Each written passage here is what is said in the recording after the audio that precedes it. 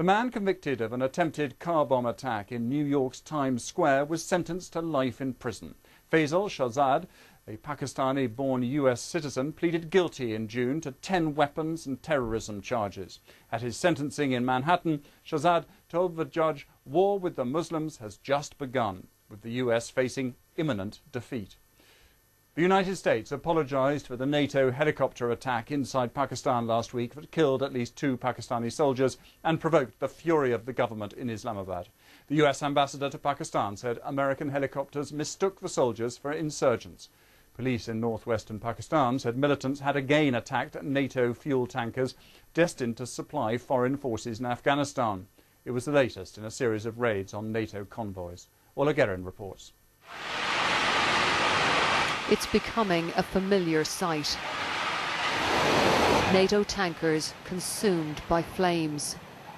Today, a dozen gunmen torched a depot on the outskirts of Quetta. A team from the BBC's Urdu service rushed to the scene.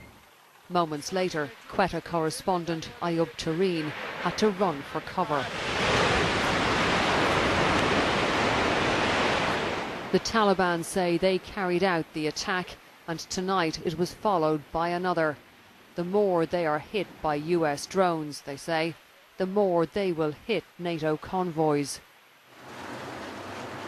Those convoys are sitting ducks. About 6,000 lorries have been at a standstill since last week, when Pakistan closed the Khyber Pass to NATO traffic. Coalition forces in Afghanistan say they're managing without it. The closed border gate is just one of several border crossing points.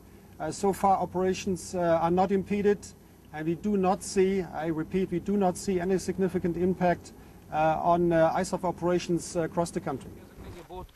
The closure followed an airstrike which killed 2 Pakistani troops.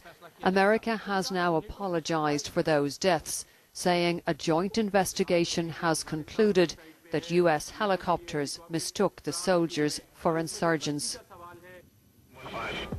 That may get the trucks moving again, but CIA drone attacks are another source of tension.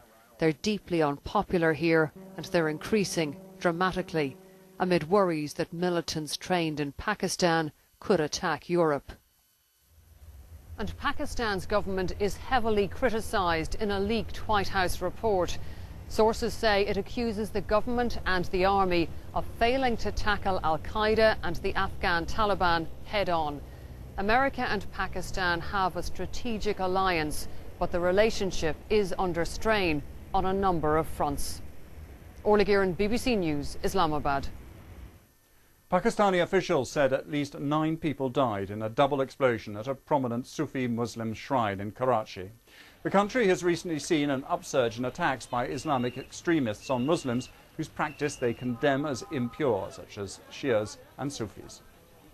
The governor of Kunduz province in northern Afghanistan, Mohammed Omar, was killed in an explosion at a mosque in the neighbouring Takhar province. At least 14 others died in the blast, which took place during Friday prayers. Many more were wounded. The governor of Takhar said that his colleague Mohammed Omar was the target of the attack. He said Mr. Omar attended the mosque regularly and had survived 3 previous assassination attempts.